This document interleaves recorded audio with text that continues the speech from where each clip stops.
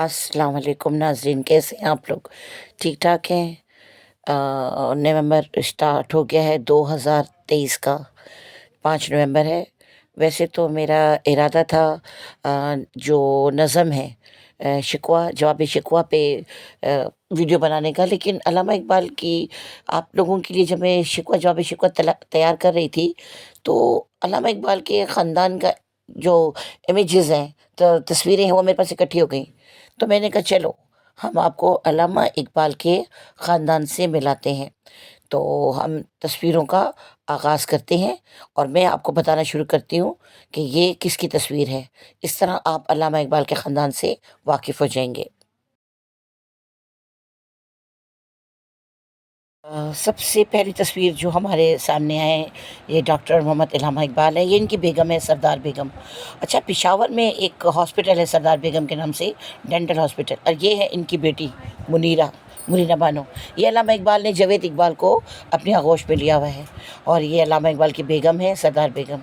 ये उनके बेटे हैं जावेद इकबाल, और ये अब इनकी नई तस्वीर है। वैसे तो इनके इंतकाल हो चुका है, और ये इनकी बेटी मुनीरा बानो की शादी की तस्वीर है। और ये है जावेद इकबाल अपने बहनोई के साथ, यूसुफ नहीं, सलाउद्दीन नाम है इनका। तो ये जो है ये इनके बहनोई हैं, और ये जावेद इकबाल के अकलौते बहनोई थे, और जावेद इकबाल की बहन का नाम था मुनीरा बानो।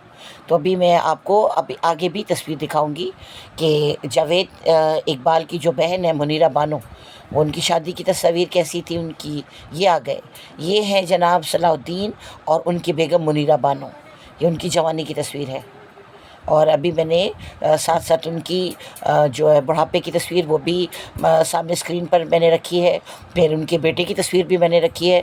तो आज आप इस वीडियो के ज़रिए अल्लामा इकबाल की पूरी फैमिली से मुलाकात कर लेंगे। तो यहाँ इस वक्त स्क्रीन पर इनकी जवानी की तस्वीर है, मुनीरा बानो और सलाउद्दीन साहब की। और सलाउद्दीन साहब के बारे में मैं पढ़ रही थी, मेरे ख़्याल में इनका ताल्लुक़ फ़ौज से था। वैसे मुझे कंफर्म नहीं है कि वो थोड़ा सा जब मैं इनकी पिक्चर ले रही थी तो डिस्क्रिप्शन था, ये आ गए। ये मुनीरा बानो की मौजूदा तस्वीर है, और ये साथ उनके ब्लैक सूट में इनके बेटे बैठे हुए हैं, यूसुफ, और साथ मेरे ख़्याल में ये इनके हस्बैंड ही है साथ जो बैठे हुए हैं टांग पे टांग रख के। तो ये मुनीरा बानो बीच में है, तो अपने शौहर और अपने बेटे के साथ। और ब्लैक सूट जो पहना हुआ है यूसुफ सलाउद्दीन, इनके बेटे का नाम है। अच्छा, ये आ गई इनकी बहू, अल्लामा इकबाल की बहू नासरा इकबाल, और इनकी गोद में है मुनीब इकबाल। मुनीब इकबाल के बारे में मैं आपको एक और बात बताती चलूँ कि अल्लामा इकबाल के बारे में एक बात मशहूर हुई थी, पिछले दिनों एक प्रोपेगेंडा हुआ था कि अल्लामा इकबाल की आवाज़ में वीडियो रिलीज़ हो गई है। तो एक ऑडियो थी, और उसमें कहते हैं कि अल्लामा इकबाल ने अपने मुंह से अपनी अल्फाज, उनकी अपनी ज़बान में से ये वीडियो जो है, ये ऑडियो जो है, ये उनकी अपनी आवाज़ में है। तो फिर उनके बेटे मुनीब इकबाल, और मुनीब इकबाल की तस्वीर भी मैं आपको स्क्रीन पे दिखाऊंगी। अभी तो इनकी वालदा साहिबा अपने बेटे के साथ खेल रही। ये आ गए मुनीब इकबाल, ये देखिए, ये सामने नाम लिखा हुआ है रेड कलर में, मुनीब इकबाल। तो मैं इन्हीं की बात कर रही थी कि ये जो मुनीब इकबाल साहब थे, ये इन्होंने एक वीडियो बनाई और उसमें ये गलतफहमी दूर की कि ये जो ऑडियो है ये मेरे वालिद की आवाज़ में नहीं है, ये कोई बाहर से आए हुए साहब, और उन्होंने अल्लामा इकबाल बनकर अपना ऑडियो रिलीज़ किया है, और ये बात मशहूर कर दी है कि ये अल्लामा इकबाल की आवाज़ है। तो इस तरह उन्होंने अपने दादा की जो आवाज़ है उसकी हिफाजत की, और अपने दादा की वकालत में एक वीडियो बनाई। तो ये मुनीब इकबाल जो हैं, ये अल्लामा इकबाल के पोते हैं। और ये जो सामने खातून खड़ी है, ये अल्लामा इकबाल की बहू है, नासरा इकबाल। ये ख़ुद भी चीफ़ जस्टिस है, और ये ज़िंदा हैं, और ये अभी भी लाहौर में होती हैं। तो इनका नाम है नासरा इकबाल, और ये चीफ़ जस्टिस के ओहदे पर फाइज़ है, और बहुत काबिल जो है ये चीफ़ जस्टिस है। और मुनीब इकबाल जो है इनके साथ खड़े हुए हैं। अच्छा, इनके एक बेटे थे वलीद इकबाल। जब मैं छोटी सी हुआ करती थी तो ये ड्रामों में आते थे वलीद इकबाल। तो मैंने ये सुना था कि अल्लामा इकबाल के 3 बेटे हैं। ये इनकी नासरा की जो है, नासरा इकबाल की मौजूदा तस्वीर है, ये इस वक्त ऐसी है। ये इनकी मौजूदा तस्वीर है नासरा इकबाल की। नासरा इकबाल के बारे में मैं आपको बताऊं कि बहू बहू होती है। ایک دفعہ میں علامہ اقبال کا انٹرویو، ناصرہ اقبال کا انٹرویو دیکھ رہی تھی، تو انٹرویو کرنے والے نے ناصرہ اقبال سے کہا کہ آپ کے سسر تو ایک بہت مشہور شخصیت تھے، آپ کو کیسا لگتا ہے؟ تو انہوں نے ناک منہ چڑھا کے کہا کہ میرے سسر تو تھے ہی مشہور، میرے والد بھی کوئی کم مشہور نہیں تھے، میرے والد صاحب بھی بہت مشہور آدمی تھے۔ تو ایک روایتی بہو جو ہوتی ہے وہ روایتی بہو ہوتی ہے، چاہے وہ کتنا بھی پڑھ لکھ جائے۔ تو میں نے یہ علامہ اقبال کی جو فیملی ہے ان کی تصاویر آپ کے ساتھ شیئر کی، آپ کو بتائی، اور امید ہے کہ آپ کو علامہ اقبال کی فیملی سے مل کر بڑا اچھا لگا ہوگا۔ تو یہ جو میں ویڈیو بنا رہی ہوں، یہ میں جواب شکوہ کا حصہ دوئم جو ہے وہ میں بنا رہی ہوں۔ حصہ اول آپ نے بڑا پسند کیا، 2 دن میں ہی مجھے 50 ویوز مل گئے، 2 دن میں جب میں نے یہ ویڈیو ریلیز کیا تھا تو وائرل کیا تھا، تو اس کے 2 دن میں ہی مجھے 48 یا 50 ویوز حاصل ہو گئے تھے۔ تو اب مجھے موقع مل گیا ہے کہ میں اس کا جو حصہ دوم ہے وہ بناؤں۔ تو میں اس کی جو تشریح ہے، مطلب جتنا میں تشریح کر چکی ہوں وہ تو میں اب نہیں کروں گی، آگے جو یہ نظم ہے جواب شکوہ، کیونکہ جواب شکوہ موجودہ حالات کی آواز ہے۔ میری اس لیے بھی 12ویں جماعت کی اردو کی کتاب میں جو جواب شکوہ ہے اس کو اپنی ویڈیو کا موضوع بنایا ہے کہ یہ موجودہ دور کا تقاضا ہے، اس کی تشریح ہمارے بچوں کو آنی چاہیے، سمجھنی چاہیے۔ تو اس لیے پہلے میں نے حصہ اول ویڈیو بنائی تھی، اب میں حصہ دوم بنا رہی ہوں۔ تو حصہ جو دوئم ہے اس میں جو بند ہے جس کی میں نے آپ کو تشریح نہیں کروائی، ہاتھ بے زور ہیں الہات سے دل خوگر ہے، ہاتھ بے زور ہیں، جان نہیں ہاتھوں میں، طاقت نہیں ہے کہ ہم دشمن کے ہاتھوں کو مروڑ سکیں، الہاد ملد ہو جانا، نئے نئے راستے اپنا لینا، اللہ کا راستہ چھوڑ کر نئے نئے راستوں پہ چلنا۔ تو ہمارا دل جو ہے وہ الہاد کا عادی ہو چکا ہے۔ ظاہر ہے جب ہم نے اللہ کے راستوں کو چھوڑ کر نئے راستے اپنا لیے ہیں تو ہمارے ہاتھوں میں جان کہاں سے ہوگی؟ پھر اب یہ جو اللہ کے رسول کی امت ہے، یہ باعث رسوائی ہے امت حضرت اپنے نبی کے لیے، ہمارے پیغمبر کے لیے۔ یہ جو امت ہے آخری امت اسلامیہ، یہ ہمارے پیارے نبی کے لیے ذلت و رسوائی کا باعث ہے، کیونکہ ہمارے ہاتھوں میں جان نہیں ہے، ہم نے دین کے علاوہ نئے راستے ڈھونڈ لیے ہیں، بت شکن اٹھ گئے۔ یہاں اشارہ کر رہے ہیں حضرت ابراہیم علیہ السلام کی طرف کہ بتوں کو توڑنے والے اٹھ گئے، اور باقی جو رہے بتگر ہے، اور باقی بت بنانے والے ہیں۔ ہم صرف کہنے کی حد تک مسلمان ہیں، ہمارے اندر جو اسلام ہے وہ صرف اور صرف کہنے کی حد تک ہے، اور ہم بت بنانا ہم نے شروع کر دیا ہے۔ تھا ابراہیم پدر اور پسر آزر ہیں، صنعت تلمیذ سے کام لے رہے ہیں۔ پہلے بھی میں آپ کو بتا چکی ہوں کہ کلام میں ایسا شعر استعمال کرنا جو کسی واقعے کو ظاہر کرتا ہو اس کو تلمیح کہتے ہیں۔ تو یہاں جو علامہ اقبال ہیں حضرت ابراہیم علیہ السلام کا واقعہ ہمیں سنا رہے ہیں کہ حضرت ابراہیم علیہ السلام جو تھے وہ بتوں کو توڑنے والے تھے، انہوں نے بتوں کو خانہ کعبہ سے پاک کیا۔ اور مزے کی بات یہ ہے کہ ان کے جو والد تھے انہوں نے اپنے باپ کو بت بناتے دیکھا تھا۔ ہمارے اسلام میں والدین کی فرما برداری پہ بہت زیادہ زور دیا گیا ہے، لیکن ساتھ ساتھ یہ بھی کہا گیا ہے کہ اگر آپ کے والدین آپ کو دین کے خلاف کوئی حکم دیتے ہیں تو آپ نے دین کی سلامتی کو دیکھنا ہے، والدین کے حکم کو نہیں دیکھنا۔ تو یہاں یہ کہہ رہے ہیں کہ اب ایسا لگ رہا ہے کہ حضرت ابراہیم جو ہے وہ باپ کا کام کرتے تھے، یعنی بت بناتے ہیں، اور حضرت ابراہیم کے والد کا نام آزر تھا، بت بناتے تھے۔ تو اب جو بیٹے ہیں وہ آزر کا کام کر رہے ہیں، بت بنا رہے ہیں، دولت کے بت، خودداری کے بت اور تکبر کے بت۔ پھر کہتے ہیں کہ بادہ شام نئے، بادہ نیا، خم بھی نئے، ہر میں کعبہ نیا، بت بھی نئے، تم بھی نئے، بادہ آشام نئے، شراب کے نئے نئے برتن ہیں۔ شراب، بادہ شراب، आशाम पीने वाला, नए नए पीने वालों में नई नई बातें आ गई हैं।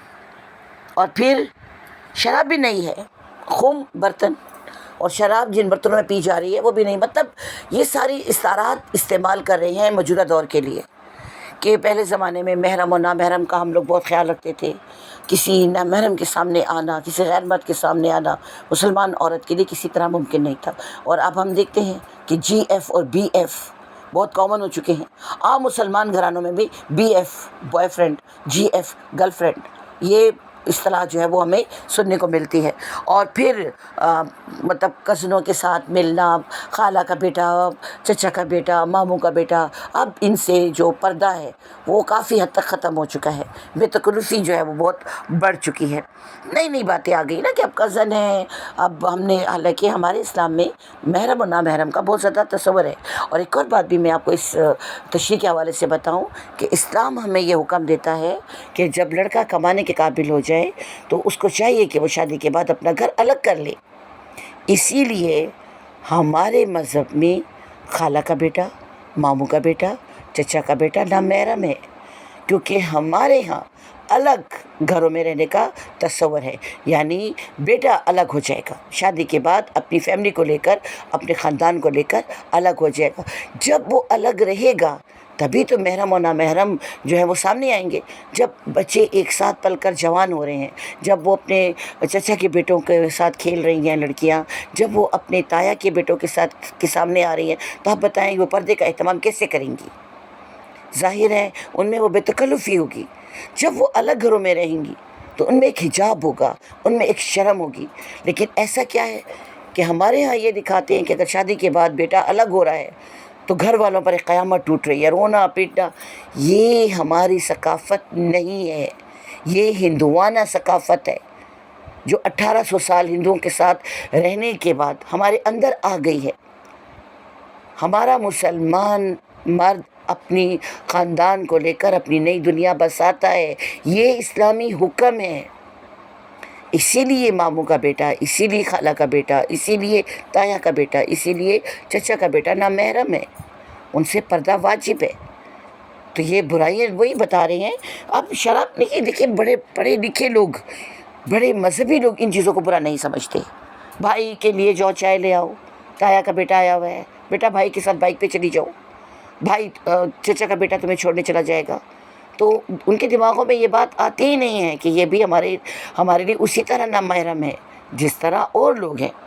तो हमने नई नई ये इस्तारात इस्तेमाल किए ना, जब हम अपनी बात को बाज़ दफ़ा शायर अपनी बात को साबित करने के लिए, ज़ाहिर करने के लिए इस्तारात का सहारा लेता है। तो अल्लामा इकबाल यहाँ इस्तारात का सामना कर रही हैं, इस्तारात इस्तेमाल कर रहे हैं कि नई शराब बन गई है, नए शराब रखने की तासीर रखने वाली चीज़ें आ गई हैं, नए नए बर्तन आ गए हैं। हर में काबा ने और हरम की खाना काबा की जो चार दीवारी है वो भी नई रस्म रिवाज। यानी आप यकीन करें, मैं अब वीडियो देखती हूँ, तवाफ़ करते वक्त वीडियो बन रही है, और आप यकीन करें एक दफ़ा तो मैंने ऐसी वीडियो देखी कि कुछ बेपर्दा ख़वातीन तवाफ़ कर रही थी हरम काबा ने। यानी खाना काबा हमारे लिए ऐसा था कि हम उसको देखकर, उसकी तस्वीर को देखकर दुआ मांगते थे। इतना एहतराम, ना कि ऐसा हरम काबा कि आप उस पर वीडियो बना रहे हो।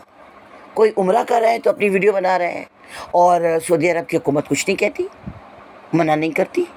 आप जानते हैं कि तस्वीर कशी और तस्वीर परस्ती हमारे इस्लाम में, हमारे मज़हब में मना है, ये सब हम जानते हैं। लेकिन जनाब हर ऐरा गैरा जो हज करने के लिए जा रहा है वो वीडियो बना रहा है। वो ठीक है, बाज़ ज़ियारत करवाते हैं, बाज़ लोग बहुत अच्छी तरीके से, लेकिन ये तो कोई तरीका नहीं है ना कि आप तवाफ़ कर रहे हैं तो आप उसकी वीडियो बना रहे हैं, आपने एहराम बांधा हुआ है उसकी आप वीडियो बना रहे हैं, आप हरम काबा के अंदर वीडियो बना रहे हैं। फिर आप लोगों को ये तस्वर दे रहे हैं कि वहाँ बेपर्दगी आम हो गई है। अभी कल मैंने एक वीडियो देखी, एक खातून बेपर्दा चीखें मार रही थी, पता नहीं उसके साथ क्या मसला हुआ था खाना काबा में, वो सारे हाजी उसके इर्द गिर्द जमा थे। मतलब पहले ये बातें हम सोच भी नहीं सकते थे। तो अल्लामा इकबाल यही बात कर रहे हैं, हरम काबा नया, बुद्ध भी नहीं, तुम भी नहीं। तो मैंने अभी आपसे ये मसाइल डिस्कस किए कि नए नए ख़यालात हैं, नई नई बातें हैं। وہ باتیں جو ہمارے دین میں نہیں ہیں. دیکھیں اب ایک صاحب ہیں آج کل وہ نکاح پر بڑا زور دے رہے ہیں اور وہ یہی بتا رہے ہیں کہ ہم نے ہندوانہ رسومات پر عمل شروع کر دیا ہے کہ لڑکیوں کو پسند کی شادی کی اجازت نہیں ہے. وہ اس بات پر جہاد کر رہے ہیں کہ یہ بات جو ہمارے مذہب میں نہیں ہے اسے ہمارے مذہب میں نہیں ہونا چاہیے. ہر لڑکی کو، لڑکا تو خیر زور زبردستی اپنی بات منوا لیتا ہے، ماری جاتی ہے عورت جو کمزور ہے، جو والدین اور بھائیوں کے کا مقابلہ نہیں کر سکتی، نہ وہ تعلیم اپنی مرضی سے حاصل کر سکتی ہے اور نہ وہ اپنی مرضی سے اپنا جیون ساتھی کا انتخاب کر سکتی ہے. تو وہ جو حضرت ہے وہ اس بات پر انشاءاللہ کبھی ہوا تو میں کسی ویڈیو میں ان کی تصویر آپ کے ساتھ ضرور شیئر کروں گی تاکہ آپ ان کو دیکھ سکیں. تو وہ یہ بات اس بات پر زور دے رہے ہیں، وہ ٹک ٹاک پر آتے ہیں اور اسی بات پر ویڈیو بناتے ہیں کہ نکاح جو ہے اس کی اجازت ہونی چاہیے. اور آپ جانتے ہیں کہ اگر نکاح آپ کی مرضی کے خلاف ہے پھر تو نکاح ہی نہیں ہے. کیوں دلہا اور دلہن ایجاب و قبول کرتے ہیں؟ جب تک دلہا ہاں نہیں کہے گا نکاح نہیں ہوگا، جب تک دلہن ہاں نہیں کہے گی نکاح نہیں ہوگا. ہم نے ہاں کو ضروری سمجھ دیا ہے، وہ ہاں جو ہم منہ سے سنتے ہیں، لیکن وہ ہاں جو دل میں ہوتی ہے اس کا کوئی خیال نہیں کرتا. ہمارا مذہب تو ویسے بھی منافقت پسند نہیں کرتا. تو ایک عورت جس کے دل میں اس آدمی کے لیے کوئی جذبات ہی نہیں ہے وہ اوپر سے ہاں کہہ رہی ہے تو یہ تو منافقت ہو گئی. تو یہ نکاح کیسے ہو گیا؟ یہ تو پھر نکاح نہیں ہوا نا، تو یہ تو پھر کچھ دوسری چیز ہو گیا. تو بہرحال علامہ اقبال بھی یہی بات کہہ رہے ہیں کہ تم بھی نہیں، کہ تم نے زبردستی شادیاں کروانی شروع کر دی. ہم برادری سے، میں نے کئی لوگوں کو دیکھا ہے، ہم برادری سے باہر نہیں کرتے بھائی. برادری میں ٹنگا پنگا جیسا بھی لڑکا ہوگا اڑا تیرا ترچا اس کے ساتھ کریں گے. اور برادری میں کے باہر کتنا بھی قابل کوالیفائڈ ہوگا، نہیں جی یہ تو ہماری برادری کا نہیں ہے. تو نئی نئی چیزیں ہم نے اسلام میں ڈال لی. ہم کون ہوتے ہیں اللہ کے دین میں نئی نئی چیزیں پیدا کرنے والے؟ ہم کون ہوتے ہیں بدعتیں پیدا کرنے والے؟ لیکن یہ کام میں اور آپ کر رہے ہیں. ہم دین کی شکل کو خراب کر رہے ہیں، ہم اپنے دین کو بگاڑ رہے ہیں اور بڑے فخر سے ہم اس نئے دین کا پرچار کرتے ہیں. تو بہت سال پہلے ہی علامہ اقبال بھی اس بات کے لیے رو رہے تھے. اب دیکھیے، اب بات کرتے ہیں صفحہ دہر سے باطل کو مٹایا کس نے، نوح انسان کو غلامی سے چھڑایا کس نے، میرے کعبے کو جبینوں سے بسایا کس نے، میرے قرآن کو سینے سے لگایا کس نے، تھے تو آبا وہ تمہارے ہی مگر تم کیا ہو. اب دیکھیے کتنا خوبصورت ہے یہ بند. اس پورے بند میں سوالیہ انداز پایا جاتا ہے. سوال کر رہے ہیں، نوجوان نسل سے پوچھ رہے ہیں کہ وہ کون لوگ تھے جنہوں نے کافروں کا، کفار کا صفایا کر دیا، اسلام کو دنیا کے کونے کونے تک پہنچا دیا. اور نوح انسانی جو غلامی میں مبتلا تھی، انسانوں کی تجارت چیزوں کی طرح ہوتی تھی، اسلام نے غلامی کا تصور ختم کیا. اسلام نے اس بات پر زور دیا کہ انسان جو ہے وہ آزاد ہے، اسے آزاد ہی رہنا ہے. پھر ظاہر ہے کعبہ میں ماتھا رگڑنے والے زیادہ ہو گئے تھے، بت پرست ختم ہو گئے تھے. تو تمہارے بزرگوں نے کعبے کو سجدہ کرنے والوں سے بھر دیا. جگہ جگہ خانہ کعبہ میں ایسے لوگ ہمیں ملتے تھے جو سجدے کرتے تھے. پھر قرآن مجید کی حفاظت آپ دیکھیں حفاظ نے کی. اگر ہمارے آباء و اجداد قرآن مجید کی حفاظت نہ کرتے تو آج اور کتابوں کی طرح اور اسلامی توریت، زبور، انجیل کی طرح قرآن مجید میں بھی ترمیم پیدا ہو جاتی. اور ایک اور یہاں میں آپ کو ایک بات بتا دوں، بعض لوگوں نے کام شروع کر دیا ہے کہ وہ موبائل پر قرآن مجید سیو کر لیتے ہیں، آیتیں اور صورتیں سیو کر لیتے ہیں، محفوظ کر لیتے ہیں اور اس کی تلاوت کرتے ہیں. ایسا نہیں کرنا چاہیے. اس کی ایک وجہ ہے. اگر آپ موبائل میں موجود قرآن مجید یا صورتوں کی یا آیتوں کی تلاوت کریں گے تو پھر یہ قرآن مجید کون پڑھے گا؟ پھر یہ جو قرآن مجید ہدیہ دے کے ہم لے رہے ہیں انہیں کون کھولے گا؟ ہمیں کیسے پتہ چلے گا کہ ہمارے قرآن مجید کے خلاف کیا سازشیں ہو رہی ہیں؟ اور اس بات کی کیا گارنٹی ہے، اس بات کی کیا ضمانت ہے کہ جو موبائل میں آپ جس صورت اور آیت کی تلاوت کر رہے ہیں وہ بالکل درست ہے؟ آپ جانتے ہیں نا ہم اجمی ہیں، ہم زیر زبر پیش کا فرق نہیں سمجھتے. اور آپ جانتے ہیں کہ اسلام میں اگر زیر زبر پیش کا فرق ہو جائے تو انسان دین اسلام سے خارج ہو جاتا ہے، دین اسلام سے نکل جاتا ہے. تو ہم کیسے جو یوٹیوب میں قرآن مجید ہمیں بتایا جا رہا ہے، ہم کس طرح اس کی آیات پہ بھروسہ کر سکتے ہیں؟ ہم کیسے اس بات پہ یقین کر سکتے ہیں کہ جو اعراب وہ لگا رہے ہیں وہ بالکل درست ہے، وہ بالکل صحیح ہے؟ اس بات کا فیصلہ تو حافظ قرآن کر سکتا ہے، میں اور آپ تو حافظ قرآن نہیں ہیں، تو کیسے آپ اپنے جو موبائل پر موجود محفوظ قرآن ہیں اس کی آیات اور صورتوں کی تلاوت آپ کر سکتے ہیں؟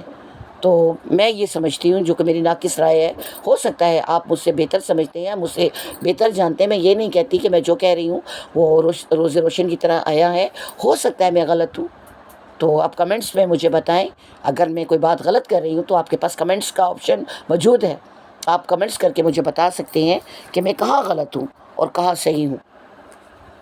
بہرحال اور تو کہہ رہے ہیں کہ تمہارے آباء و اجداد تھے نا، تم کیا ہو؟ دیکھیے، آپ یہ بات فخر سے مت کہیں کہ آپ کا باپ ڈاکٹر ہے، آپ یہ بات فخر سے مت کہیں کہ آپ کا باپ جج ہے، آپ یہ بات فخر سے مت کہیں کہ آپ کا باپ صدر پاکستان ہے، یہ بات باعث فخر نہیں ہے۔ باعث فخر یہ ہے کہ آپ صدر ہیں، باعث فخر یہ ہے کہ آپ ڈاکٹر ہیں، باعث فخر یہ ہے کہ آپ جج ہیں، کیونکہ آپ کی صلاحیتیں جو ہیں وہ لوگوں کے سامنے ہیں۔ وہ تو آپ کے والد ہیں، وہ تو پچھلی نسل ہے، آپ اگلی نسل ہیں، اور علامہ اقبال بھی یہی کہہ رہے ہیں کہ آپ کیا ہو، تم دیکھو کہ تم کیا ہو۔ اگر آپ کا باپ، آپ کے والد کیمسٹری کے پروفیسر ہیں، آپ کے جو والد ہیں وہ چیئرمین ہیں کسی بھی ڈپارٹمنٹ کے، تو اس کا یہ مطلب نہیں ہے کہ آپ بھی بہت لائق اسٹوڈنٹ ہیں۔ آپ یقین کریں، میرے پاس ایک ایسی طالبہ تھی جس کی ماں کیمسٹری کے پروفیسر تھی اور جس کا باپ فزکس ڈپارٹمنٹ کا چیئرمین تھا، اور بچی پوری طرح امتحان میں فیل ہوتی تھی، مطلب جب میں اس کا رزلٹ بناتی تھی تو red red red red red red سارے سبجیکٹ میں فیل۔ تو بیٹا اس بات کی گارنٹی نہیں ہے کہ آپ کے والدین اگر قابل ہیں تو آپ بھی قابل ہوں گے۔ آپ کی قابلیت آپ کی محنت سے نظر آئے گی، آپ کی قابلیت اس وقت دکھائی دے گی جب آپ محنت کر رہے ہوں گے۔ تو علامہ اقبال اسی بات کا آپ کو تانا دے رہے ہیں، ہاتھ پر ہاتھ دھرے منکر فردا تم ہو، فردا آنے والا کر۔ آپ لوگ اس بات کو سمجھتے نہیں ہیں کہ آپ کا مستقبل بھی ہوگا، ہاتھ پہ ہاتھ رکھ کے آپ بیٹھے۔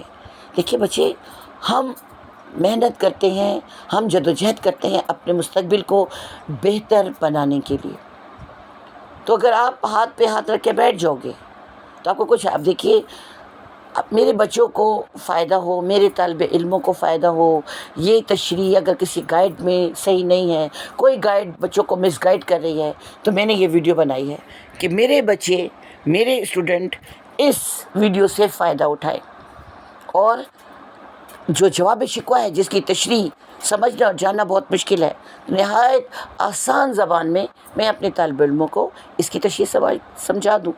تو اگر آپ نہیں جانتے، وہ جو میں نے حصہ اول بنایا تھا، آپ یقین کریں گے میں نے 5 دن میں بنایا ہے، 5 دن میں وہ ویڈیو تیار ہوئی ہے۔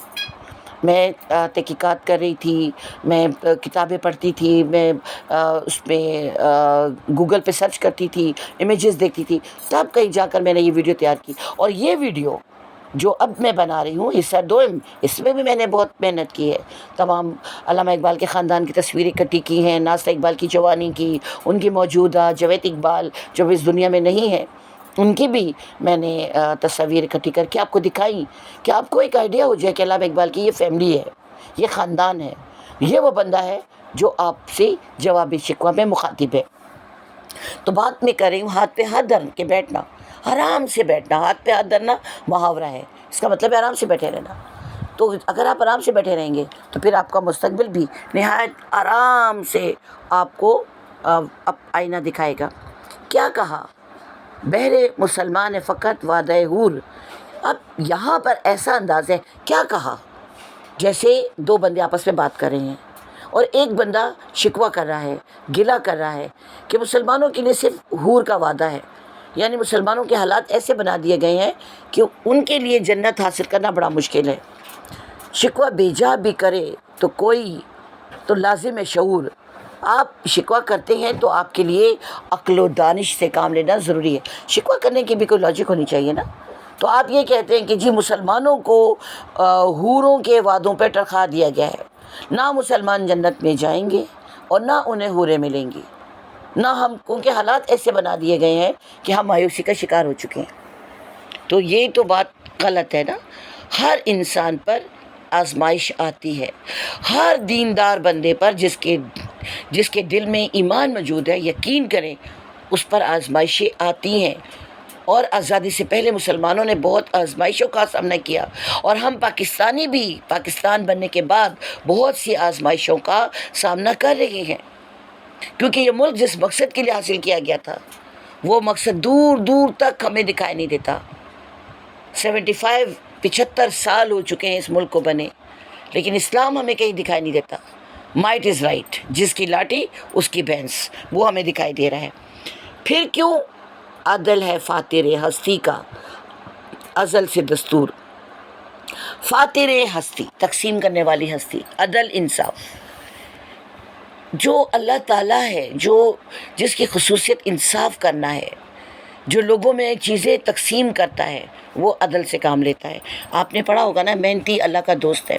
جو بھی محنت کرے گا، چاہے وہ عیسائی ہیں، چاہے وہ ہندو ہیں، چاہے وہ سکھ ہیں، وہ کسی بھی قوم سے، کسی مذہب سے تعلق رکھتے ہیں، اگر وہ محنت کر رہے ہیں تو وہ اللہ تعالیٰ کے ہاتھ ہیں۔ اور یہی بات علامہ اقبال کر رہے ہیں کہ عدل ہے فاتر ہستی کا ازل سے دستور۔ پہلے دن سے ہی یہ اللہ تعالیٰ کا دستور رہا ہے کہ جو محنت کرتا ہے وہ پھل پا لیتا ہے۔ مسلم آئین ہو کافر تو ملے حور و قصور۔ مسلم آئین ہو، اگر ہمارا قانون پکا ہے، مسلم ہے، مانا ہوا ہے، اسلام سے تسلیم شدہ ہے، کیسے ممکن ہے کہ ہم جنت میں نہیں جائیں گے؟ آپ دیکھیں، آپ سحری میں اٹھتے ہیں، روزہ رکھتے ہیں، بھوک پیاس برداشت کرتے ہیں، شدید گرمی میں ہم پیاس کی شدت برداشت کرتے ہیں، تو یہ کیسے ممکن ہے کہ اللہ ہمارے روزے کو قبول نہیں کرے گا؟ یہ کیسے ہو سکتا ہے کہ ہمارے روزے نظر انداز کر دیے جائیں؟ اگر ہم نماز روزہ کرتے ہیں، قرآن مجید کی تلاوت کرتے ہیں، گناہوں سے اپنے آپ کو بچاتے ہیں، تو ہمارا روزہ کیسے پسندیدہ نہیں ہوگا؟ تو مسلم آئین ہو تو ہوا کافر تو ملے ہو، اگر کافر بھی ایک مسلم، ایک تسلیم شدہ یا مسلم بھی ہو سکتا ہے، مسلم بھی ہو سکتا ہے، مسلم آئین ہوا کافر، اگر کافر بھی مسلمانوں کے قانون پر چلے گا تو اللہ تعالیٰ اس کو بھی حور دے گا۔ آپ کام تو کریں نا، عمل سے زندگی بنتی ہے، جنت بھی جہنم بھی۔ یہ خاکی اپنی فطرت میں نہ نوری ہے نہ ناری ہے، تم میں حوروں کا کوئی چاہنے والا ہی نہیں، جلوہ طور تو موجود ہے موسیٰ ہی نہیں۔ یہاں پھر صنعت تلمین سے کام لے رہے ہیں علامہ اقبال، پھر صنعت تلمین کو کوٹ کر رہے ہیں کہ تم میں اصل میں جنت میں جانے کا شوق ہی نہیں ہے۔ کس نے دیکھا ہے مرنے کے بعد؟ اکثر لوگ یہ باتیں کرتے ہیں، مرنے کے بعد کی زندگی کس نے دیکھی ہے؟ بس جتنی جو زندگی ہے اس کو جیو، مزے کرو، پتہ نہیں مرنے کے بعد کیا ہوتا ہے۔ تو ہم مسلمان ہو کر بھی آخرت پر یقین نہیں کرتے۔ علامہ اقبال اسی بات کا ذکر کر رہے ہیں کہ اللہ تعالیٰ تو اپنا جلوہ دکھانے کو تیار ہے، لیکن طلب بھی تو ہونی چاہیے نا۔ دیکھیں، اکنامکس کا ایک رول ہے، جہاں طلب ہوتی ہے وہاں رسد ہوتی ہے، جہاں ڈیمانڈ ہوتی ہے وہاں سپلائی ہوتی ہے۔ یہ اکنامکس کا ایک اہم رول ہے۔ تو بات ہے طلب کی، جب آپ کے اندر طلب ہی نہیں ہے تو رسد کہاں سے ہوگی، سپلائی کیسے ہوگی؟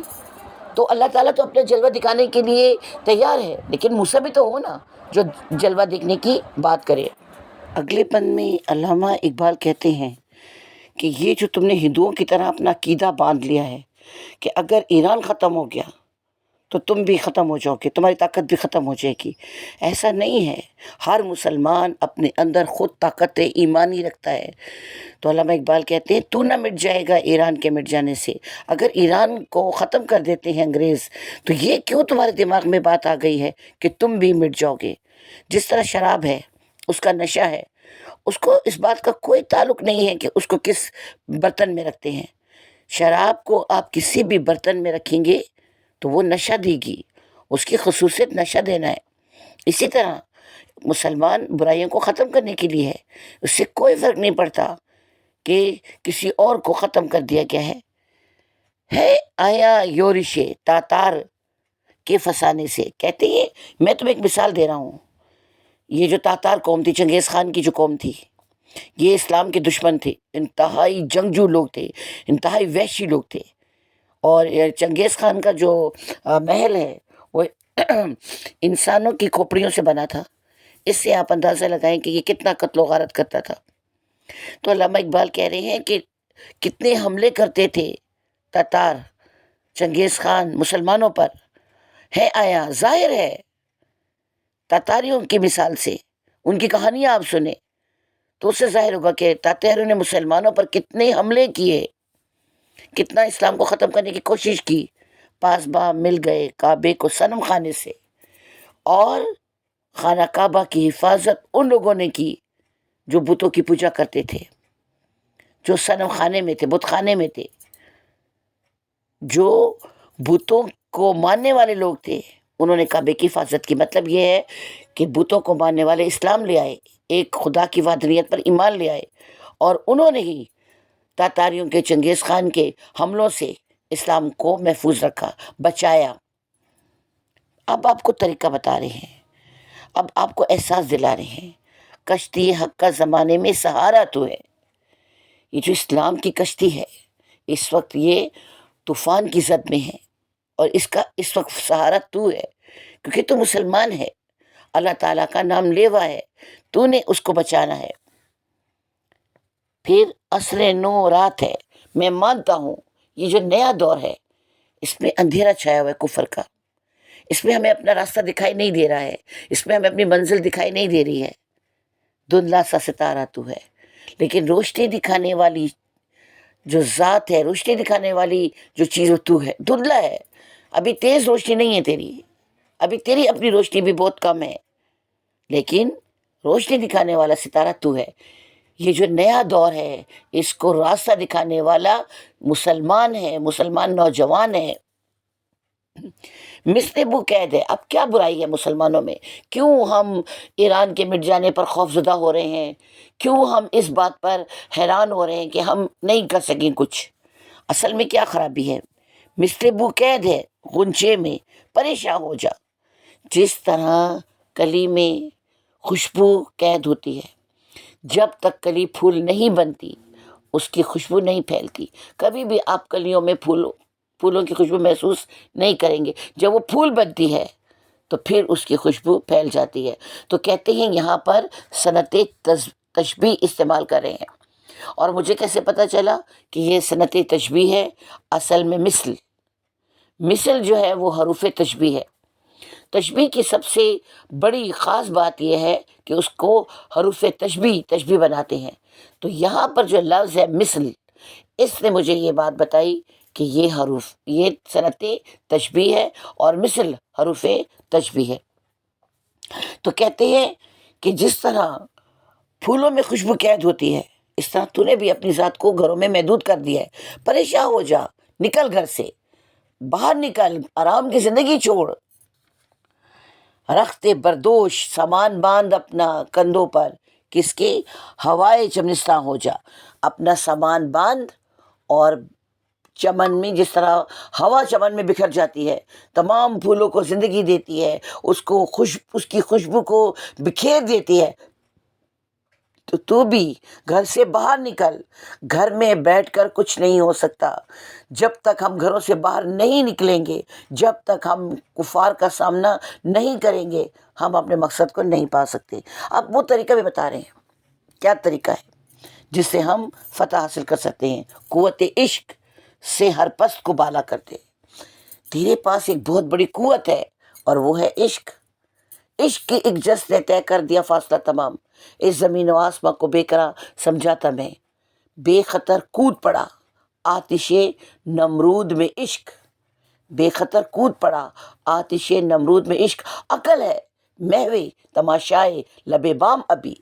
تو یہ عشق کی طاقت ہے جو ہر ناممکن کام کو ممکن کر دکھاتی ہے.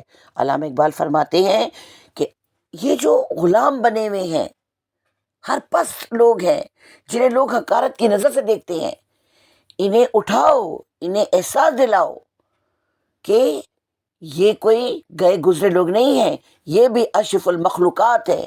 جس طرح یہ طاقتور لوگ انسان ہیں اسی طرح یہ بھی انسان ہیں. فرق یہ ہے کہ طاقتور اپنی صلاحیتوں کو استعمال کر کے طاقتور بنا ہے، اور تم نے اپنی صلاحیتوں کو نظر انداز کر کے پستی اختیار کر لی ہے۔ تو اس قوت عشق سے ہر پست کو بالا کر دے۔ جتنے کمزور لوگ ہیں، جو غلام لوگ ہیں، انہیں انسانیت کے درجے تک پہنچا دو، انسانیت کے مرتبے تک پہنچا دو، انہیں احساس دلاؤ کہ وہ انسان ہے، اور انسان غلام پیدا نہیں ہوتا، انسان آزاد پیدا ہوتا ہے۔ وہ غلام اپنی کمزوریوں کی وجہ سے بنتا ہے۔ دہر میں اس میں محمد سے اجالا کر دے، دنیا میں محمد کا نام لے اور اسلام کی روشنی پھیلا دے۔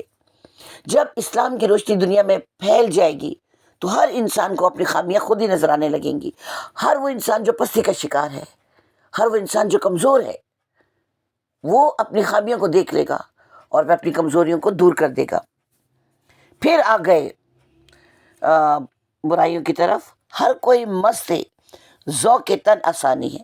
جس مسلمان کو دیکھو آرام کی، آسائش کی زندگی گزارنا چاہتا ہے، ذوق تن آسانی، جسم کو آرام دینا۔ گرمی لگ رہی ہے، اے سی لگا کے بیٹھ گئے، سردی لگ رہی ہے، ہیٹر لگا کے بیٹھ گئے۔ تو جب اے سی لگا کے کمروں میں بند بیٹھیں گے، ہیٹر لگا کے، تو آپ اپنی زندگی کے مقصد کو کیسے حاصل کریں گے؟ آپ ایل ای ڈی پر بیٹھ کر دنیا کے حالات دیکھ رہے ہیں، تو کیا فائدہ ہے جب تک آپ اس طوفان کا، اس انقلاب کا حصہ نہیں بنتے جو دنیا میں برپا ہونے والا ہے۔ مسئلہ یہ ہے کہ جس کو دیکھو آسانی کی زندگی گزارنا چاہتا ہے، علامہ اقبال کہتے ہیں، لیکن احساس دلا رہے ہیں مسلمان نوجوان کو، تم مسلمان ہو، تم تو مسلمان ہو۔ یہ تو درختوں کو پوچھتے ہیں، پودوں کو پوچھتے ہیں، بندروں کو پوچھتے ہیں، گائے کو پوچھتے ہیں، اس لیے یہ آسانی کی زندگی گزاریں، لیکن تم تو مسلمان ہو۔ پھر سوال یہ انداز ہے، سوال پوچھ رہے ہیں، یہ انداز ہے مسلمان ہے۔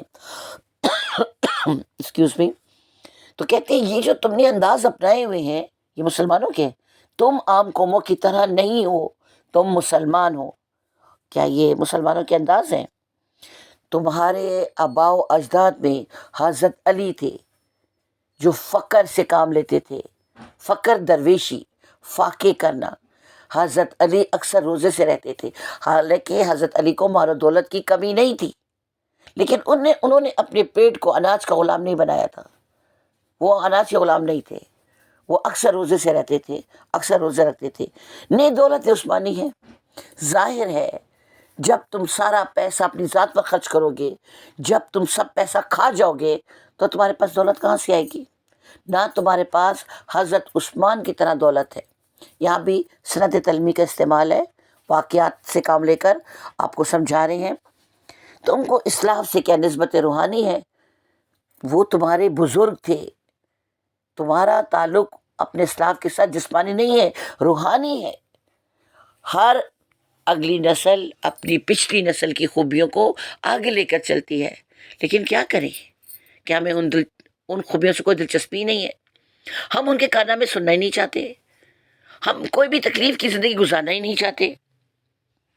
وہ زمانے میں معزز تھے مسلمان ہو کر، اب مقابلہ موازنہ کر رہے ہیں، صنعت تضاد استعمال کر رہے ہیں، معزز اور خوار۔ تو یہ صنعت تضاد ہے، ایک دوسرے کے متضاد الفاظ استعمال کیے، اپوزٹ الفاظ استعمال کیے۔ کہتے ہیں کہ جو تمہارے آباء و اجداد تھے وہ واقعی مسلمان تھے، انہوں نے تناسانی میں زندگی نہیں گزاری، انہوں نے اپنے آپ کو پیٹ کا غلام نہیں بنایا، اس لیے اسلام میں، اس لیے دنیا میں عزت پائی، معزز ہو گئے، اور تم ذلیل و خوار ہو رہے ہو۔ کبھی ہندو تمہیں ذلیل کر رہے ہیں، کبھی انگریز تمہیں ذلیل کر رہے ہیں، کیونکہ تم نے قرآن شریف پڑھنا چھوڑ دیا ہے۔ قرآن شریف جو سرچشمہ ہدایت ہے، تم نے اس سے ہدایت لینی چھوڑ دی ہے، تارک ہو گئے ہو، چھوڑ دیا ہے، ترک کر دیا ہے۔ قرآن شریف کو صرف ایک سجاوٹ کے لیے استعمال کرنا شروع کر دیا ہے۔ اور ہمارے پاس جو آخری بند ہے اس کی جو تشریح ہے وہ کچھ اس طرح سے ہے، طریقہ بتا رہے ہیں، اب باقاعدہ جہاد کا آپ کو طریقہ بھی بتا رہے ہیں۔ عقل ہے تیری سپر ڈھال، عقل جو ہے وہ تیری ایک ڈھال ہے، عشق ہے شمشیر تیری، اور جو تیرا عشق ہے وہ تیری تلوار ہے۔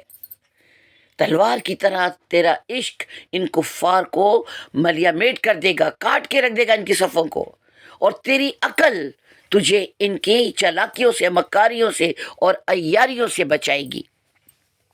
میرے درویش بہت پیار سے، بہت محبت سے نوجوان نسل کو مخاطب کر رہے ہیں۔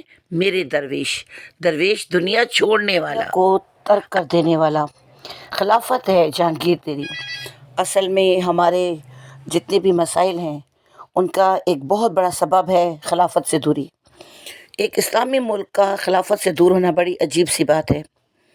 تو علامہ اقبال کہتے ہیں کہ خلافت ہے جہانگیر تیری، خلافت ایک ایسی چیز ہے جس کو اپنا کر جہانگیر ہو سکتے ہو، دنیا کو فتح کرنے والے ہو سکتے ہو۔ اور پھر کہتے ہیں کہ ایک سوائے اللہ کے آگے تک تکبیر تیری، اللہ اکبر کا نعرہ لگاؤ، ہر چیز کو جلا دے گی سوائے اللہ کے۔ تیرا اللہ اکبر کا نعرہ سب کو جلانے کی صلاحیت رکھتا ہے سوائے اللہ کی ذات کے۔ اور پھر اے مسلمان، یہ حقیقت ہے کہ جو تقدیر میں لکھا ہوتا ہے وہ ہو کر رہتا ہے، لیکن تدبیر بھی کبھی کبھی تقدیر کو بدل دیتی ہے۔ اکثر ڈاکٹر یہ بات کرتے ہیں نا کہ اب دواؤں کی نہیں دعاؤں کی ضرورت ہے۔ تو اے مسلمان، تقدیر ہے تدبیر تیری، تو تیری تقدیر میں ہی تیری ترکیبیں چھپی ہوئی ہیں، تیرے منصوبے چھپے ہوئے ہیں۔ تو تو منصوبہ تو بنانا، تو کوئی تدبیر تو کرنا اپنی غلامی سے نکلنے کی، اپنے مسلمان کو اسلام کا سبق سکھانے کی، مسلمان کو ایمان کا، ملت اسلامیہ کا درس دینے کی۔ اور پھر آخری بہت خوبصورت شعر ہے اور بہت مشہور شعر ہے کہ محمد سے وفا تو نے تو ہم تیرے ہیں، بس محمد سے وفا کر تو اللہ تعالیٰ کی تمام مخلوقات تیرے نگرانی میں آ جائیں گی، تیرے زیر آ جائیں گی۔ ایک محمد سے وفا کی تو سب چیزیں تیری ہیں، یہ جہاں چیز ہے کہ لوح قلم تیرے ہیں۔ حدیث ہے کہ یہ دنیا جو ہے وہ حضرت محمد صلی اللہ علیہ وسلم کے لیے بنائی گئی ہے۔ لوح کہتے ہیں تختی کو، قلم کہتے ہیں لکھنے والا۔ تو کہتے ہیں جس پر انسانوں کی تقدیر لکھی جاتی ہے تو وہ بھی تیرا ہوگا، صرف شرط یہ ہے کہ محمد سے وفا کر۔